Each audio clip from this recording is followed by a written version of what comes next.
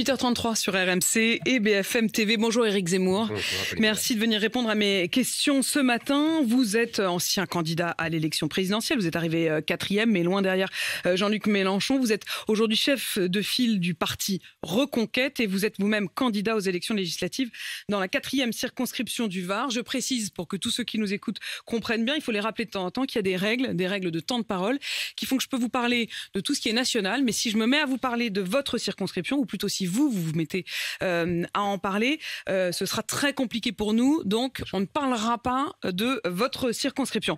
Éric Zemmour, vous avez publié une lettre aux parents français dans le Figaro, et je voudrais vous lire. Vous citez un enfant qui dirait à ses parents en revenant de l'école ce qu'il a fait à l'école.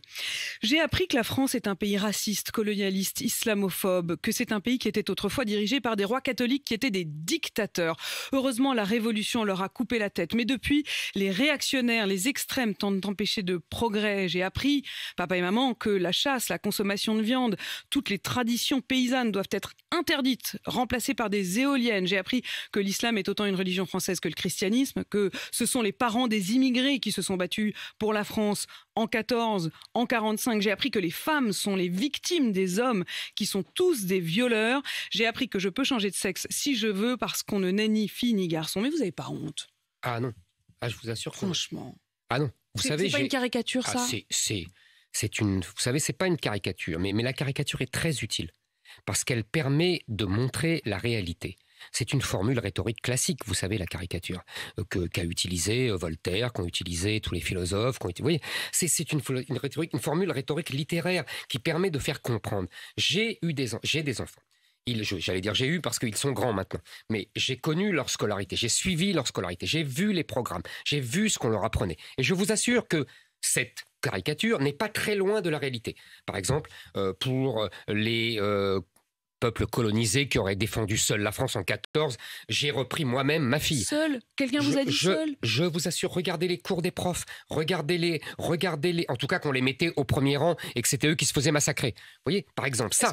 Est-ce qu'on a appris à vos enfants que les hommes sont tous des violeurs? On a appris à nos enfants que les hommes sont des prédateurs et qu'ils ont persécuté les femmes et qu'ils ont... Oui, on leur a appris toutes les semaines des notions sur le développement durable, obsessionnellement. On leur a appris sur les hommes et les femmes. Et maintenant, on leur apprend qu'on peut changer de sexe si on veut, qu'on est homme ou qu'on est femme.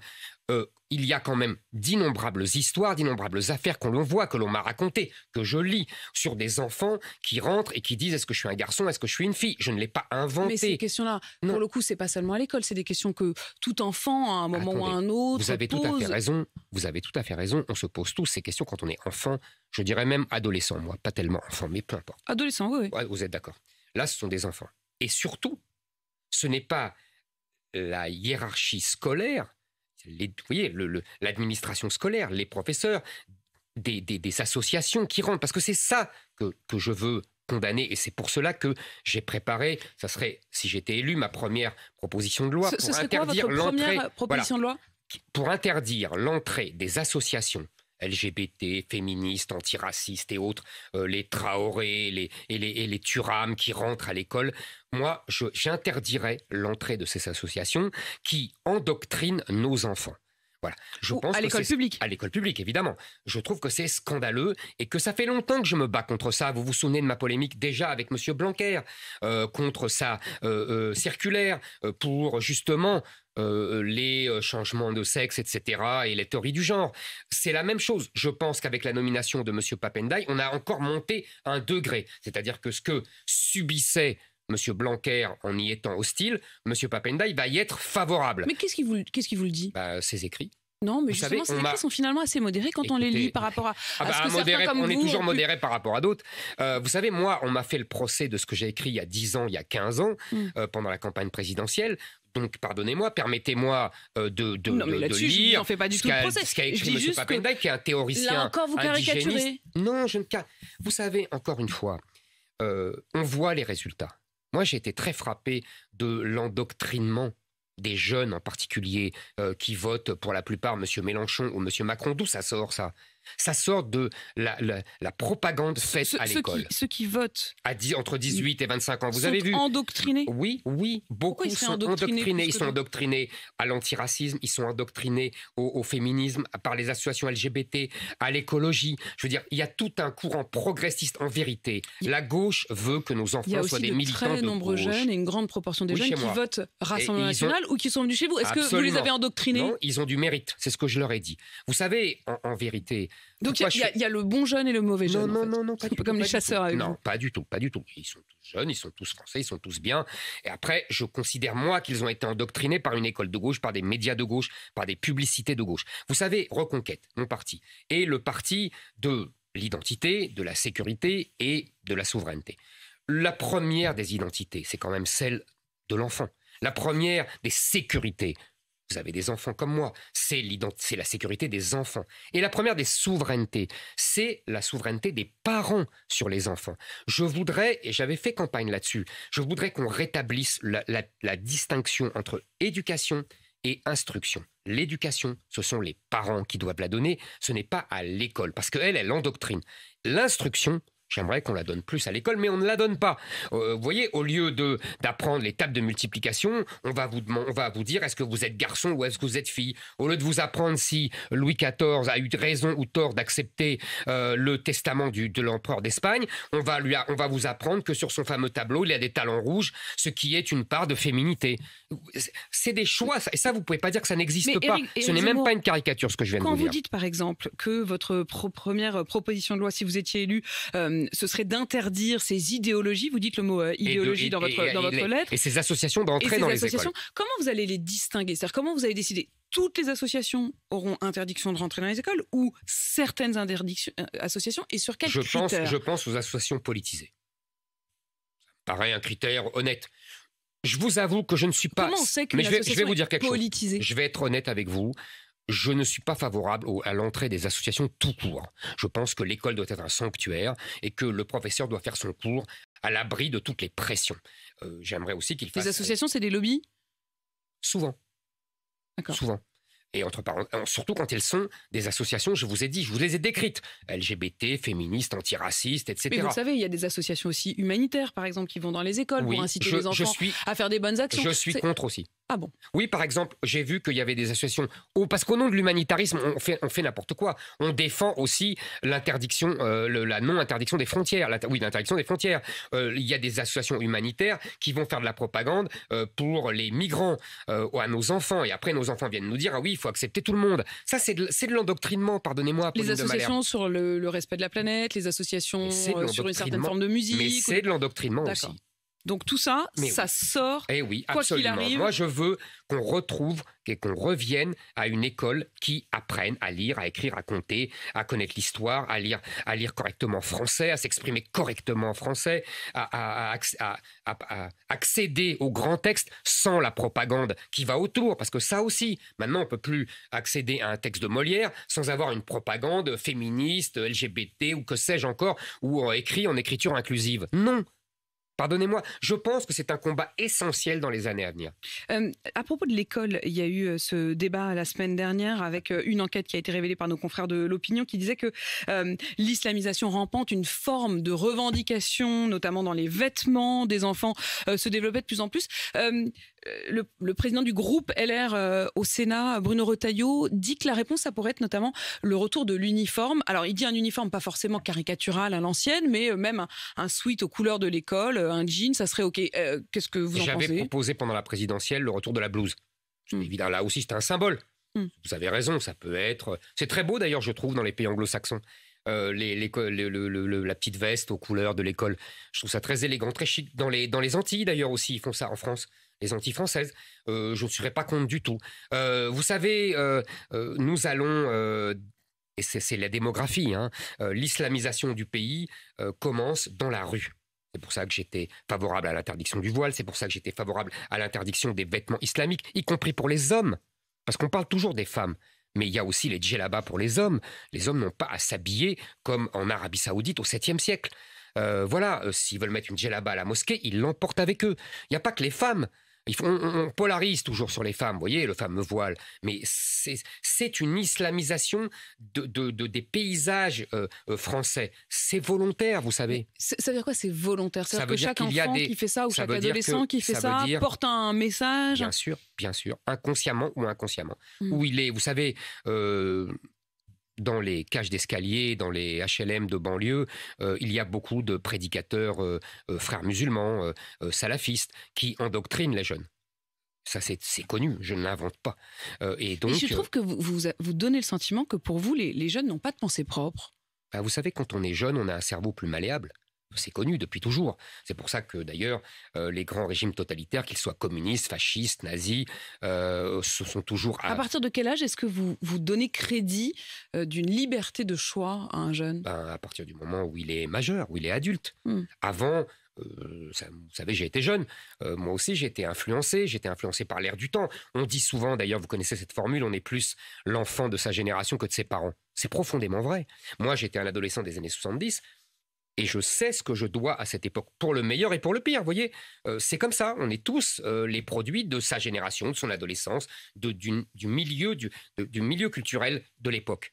Et ça, la gauche est très forte parce qu'elle endoctrine les gens, elle crée le milieu. Mais vous, c'est curieux de penser que la gauche endoctrinerait, mais que vous endoctrineriez pas. Moi, comment vous dire? Vous avez raison, c'est pas que je n'endoctrine pas, c'est que je combats cet endoctrinement. Et donc, du coup, oui, j'essaye, et je réussis parfois. Vous utilisez peut-être les mêmes armes, non? Absolument, c'est ce que j'allais vous dire. J'utilise les mêmes armes. Vous parlez des médias de gauche, mais vous-même, vous avez eu, pendant plus d'1 an, 2 ans, une émission à vous, de grande écoute. C'était une manière d'endoctriner. Tout à fait, vous avez tout à fait raison. Tout à fait, et je le revendique. Parce que moi, j'estime que je réarme les jeunes. Mais vous avez raison sur un point, la gauche estime qu'elle les arme idéologiquement et qu'elle les conscientise, comme on disait dans ma jeunesse. Ils ont le droit, mais je peux avoir le droit de faire la même chose. Et je ne veux pas qu'à l'école publique en particulier, ils puissent avoir table ouverte. C'est tout ce que je dis. Moi, je n'accède pas au programme scolaire. Je n'accède pas, vous voyez... un peu quand même, puisque vous voulez les revoir dans un autre sens. Ah, mais par la loi. Mais sinon, parce que pour contenir une dérive que j'estime criminelle. Éric Zemmour, il y aura aujourd'hui les suites du chaos du Stade de France, puisque devant le Sénat, Didier Lallement, le préfet de police de Paris, et puis le maire de Liverpool seront auditionnés. Ils vont tous les deux venir témoigner. Est-ce que vous soutenez le préfet de police de Paris ? Je pense que l'on a eu l'art, et ça vient de M. Darmanin et des médias d'ailleurs, et de la gauche ensuite, d'inventer des faux débats pour dissimuler le vrai débat. Alors, quel est le faux débat, quel est le vrai débat? Alors, c'est très simple. Les faux débats, vous savez, c'est la thèse de l'éléphant dans la pièce. Il y a un éléphant dans la pièce, mais on ne le voit pas. Et puis tout autour, il y a des petites souris. Ça ne veut pas dire qu'elles n'existent pas, mais ce sont des petites souris. Elles sont un peu plus petites que l'éléphant. Et on parle que des petites souris. Les petites souris, je vais vous dire quelles sont. La première, on a dit, ce sont les supporters anglais. Pauvres supporters anglais qui se sont fait agresser, taper dessus, voler par des hordes barbares. Après, on a dit, c'est les méthodes de la police. Là, M. Lallement mis en cause. Après, on a dit... Le ministre de l'Intérieur, d'ailleurs, s'est excusé de l'usage disproportionné de gaz lacrymogène. Moi, à sa place, je me serais excusé d'avoir menti aussi éhontément sur les supporters anglais et d'avoir dissimulé qui étaient les agresseurs. Je vais y venir. 3, après, on a dit, ce sont les gaz lacrymogènes, l'usage des gaz lacrymogènes. Vous voyez, tous les petits souris. L'éléphant, qui est-il? L'éléphant, c'est que ce sont des hordes de banlieues ajoutés à des migrants qui ont agressé ces pauvres supporters anglais et espagnols qui se sont même mis ensemble, d'après les témoignages que j'ai lus dans la presse espagnole et anglaise, mis ensemble, c'est dire, à la veille d'une finale de Coupe d'Europe, il y a de nombreux témoignages pour le coup dans la presse. Donc, qu'est-ce que c'est? C'est que, en vrai. vérité, la Seine-Saint-Denis n'est plus en France depuis longtemps et qu'elle est, vous savez, Thierry Henry, vous vous souvenez de Thierry Henry, le magnifique joueur de la Coupe du Monde 98. Oui, il avait fait une interview à la télé américaine, il avait dit « Ah, mais ne croyez pas, Saint-Denis n'est pas Paris ». Il n'a pas dit Saint-Denis, c'est pas la France. Il a dit c'est pas Paris. Il a dit c'est pas Paris, tout à fait. Moi, je dis Saint-Denis, c'est pas la France. Vous avez raison, je dis ça en plus, parce que je pense qu'aujourd'hui, et c'est la suite de votre question sur les voiles, les djellabas, les tenues islamiques, etc. Enfin, c'est vous qui faites le lien entre les deux questions. Oui, c'est moi qui fais le lien, bien sûr.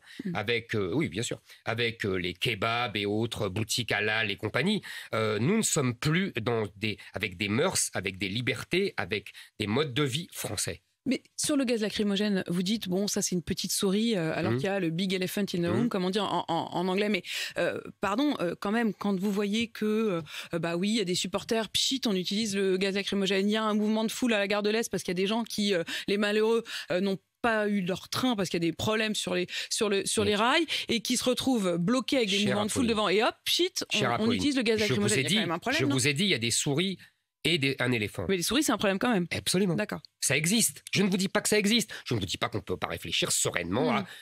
Mais le sujet majeur, c'est une nouvelle population, un nouveau peuple qui est de plus en plus nombreux, qui est de plus en plus puissant, qui est de plus en plus violent et qui tient des quartiers, des régions, des départements, des villes de plus en plus nombreuses. C'est ça le sujet.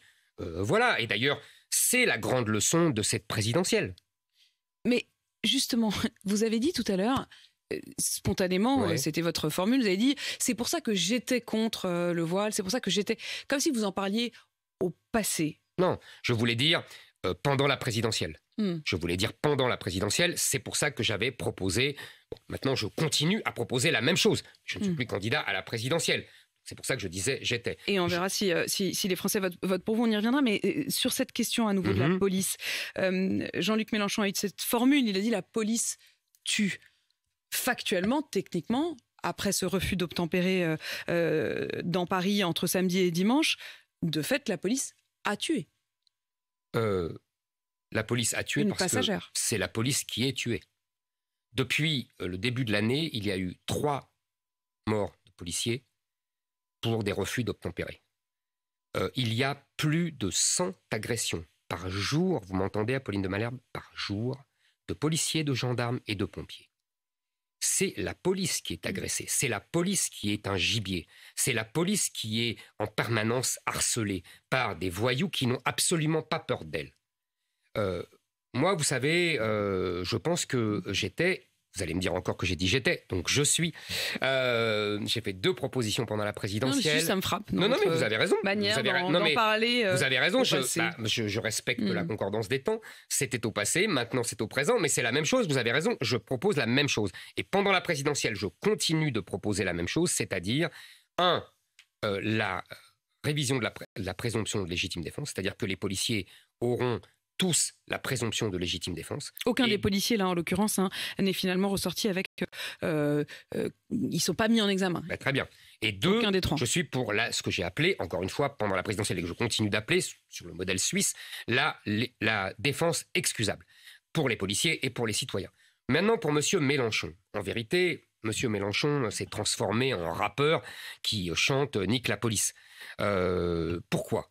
Il faut bien comprendre pourquoi. Il ne fait rien au hasard, M. Mélenchon. C'est parce qu'il a analysé qui a voté pour lui, d'ailleurs, qui il est allé chercher.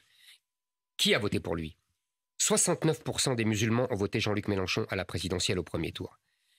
Ajoutez à cela un peuple d'étudiants, de gauche, d'extrême gauche, de sociologues, etc. Vous avez réfléchi pourquoi est-ce que ces 69% de musulmans dont vous parlez avaient été votés, et en l'occurrence voté Jean-Luc Mélenchon ? Et je vais vous dire pourquoi. Tout simplement parce qu'ils ont réagi à vous aussi. Ah bon, mais pourquoi ils n'ont pas voté pour Madame Hidalgo ? C'est ce qu'ils disent tous d'ailleurs. Très bien, ils ont réagi à moi. Ils disent qu'ils ont réagi à vos propos et que pour la première fois, vous les avez poussés dans les urnes en quelque sorte. Très bien. Vous avez peut-être créé un vote musulman. Très bien, ils ont réagi à moi. Je vous rappelle que... Attendez, je vais vous répondre. J'entends la critique. Je vous rappelle... C'est pas une critique, c'est un constat. La remarque. De la plupart des sondeurs et des études. Pourquoi n'ont-ils pas voté pour Madame Hidalgo qui me tapait dessus à bras raccourcis ? Pourquoi n'ont-ils pas voté pour Monsieur Jadot ? Oui, après... Alors moi, je vais vous dire pourquoi. Il a lui-même ensuite attiré moi, je vais vous dire pourquoi. Ce vote c'est que vous parce aviez qu'il créé. il y a 3 ans, il a manifesté contre l'islamophobie. Et qu'il a défendu... il a attaqué la laïcité. Il a défendu l'islam. C'est pour ça qu'ils ont voté pour lui. C'est un vote ethnico-religieux. Ce n'est pas et qui se transforme en vote politique. De toute façon, c'est normal parce qu'en terre d'islam, la religion est éminemment politique. Donc, si vous voulez, il y a un peuple islamo-gauchiste au sens propre du terme, musulman et gauchiste. je laisse à ces pauvres gauchistes, à ces pauvres militants LGBT et féministes le destin qui les attend si leurs alliés musulmans prennent le pouvoir. Votre destin à vous, Éric Zemmour, 550 candidats. Les projections vous donnent au mieux 1 à 2 élus. Est-ce que vous ne redoutez pas de finir comme Florian Philippot ou Nicolas Dupont-Aignan ? Écoutez, d'abord, ce sont des gens éminemment respectables. J'ai pas fini pour M. Mélenchon, mais j'imagine qu'on n'a pas le temps. Je pense qu'il est le chantre d'un nouveau peuple. D'ailleurs, il le dit lui-même. Il parle de tiers-État. Dans l'histoire de la Révolution française, le tiers-État, c'est le peuple français qui exécute et qui guillotine les aristocrates et les prêtres. Et ce nouveau peuple islamo-gauchiste, pour M. Mélenchon, c'est le nouveau peuple français. Donc moi, et ça, vous avez pu finir sur Jean-Luc Mélenchon. Et moi, je fais la transition avec votre question. Moi, je veux défendre le peuple français, l'ancien peuple français, celui qui était là depuis 1000 ans et à qui sont agrégés des vagues d'immigration italienne et tous ceux qui se sont assimilés à lui. Je dis bien assimilés et non pas intégrés. Donc, moi, mon destin personnel là-dedans, c'est justement de sauver ce peuple français du grand remplacement. Vous savez, on peut être on peut être tout seul et imposer ses thèmes. Monsieur Mélenchon n'est pas majoritaire et il impose ses thèmes. J'ai imposé pendant la présidentielle le thème du grand remplacement et donc je continuerai à imposer mes thèmes. D'une manière ou d'une autre, élu ou non élu. Exactement, mais si je suis élu, je serai beaucoup plus fort et je pourrai ainsi montrer à l'Assemblée nationale la défense de mes thèmes et des préoccupations des Français. Éric Zemmour, merci d'avoir répondu à mes questions ce matin, à la tête du parti Reconquête et candidat, je le disais, aux élections législatives dans le Var, 8h54 sur RMC BFM TV.